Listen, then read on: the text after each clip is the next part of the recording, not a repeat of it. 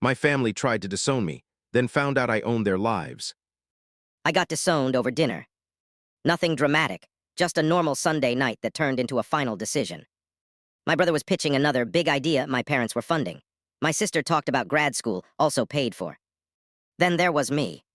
Still doing that little online thing, my dad asked. It's doing well, I said. My mom sighed, we never see anything. My brother laughed, if you're so successful, why aren't you helping out? I almost smiled. Because I was. They just didn't know it. My dad shook his head. If you're not contributing to this family, maybe you shouldn't be part of it. Silence. No one defended me. So I stood up, all right. And I left. No calls, no texts after that, like I didn't exist. Which was fine, because behind the scenes, everything already ran through me. A few years earlier, when my dad's business started struggling, he looked for investors. What he didn't know was that one of them was me. Not directly through layers of companies, quiet, invisible. Then they refinanced the house. Bought the loans. My brother needed funding. I backed the firm that invested in him. My sister's tuition. Same thing. I didn't plan it like some revenge scheme at first.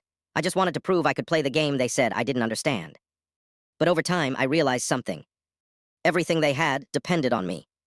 And they had no idea. A few months later, my dad finally called. His voice wasn't the same. The business is failing, he said. We might lose everything. I let that sit for a second. Send me the details, I replied. We met a few days later. Same house, same table. Only this time they looked nervous. Desperate. My dad slid a folder across. We just need help. I glanced at it, then closed it.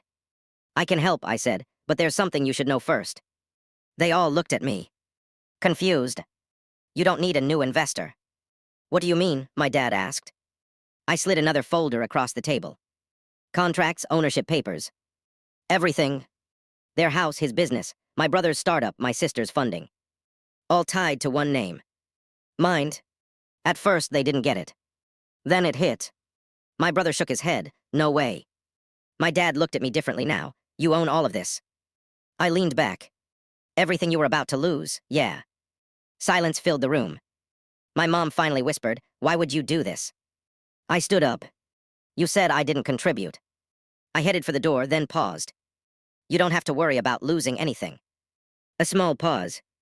Unless I decide you should. And I walked out again. Only this time. They knew exactly who they had just disowned.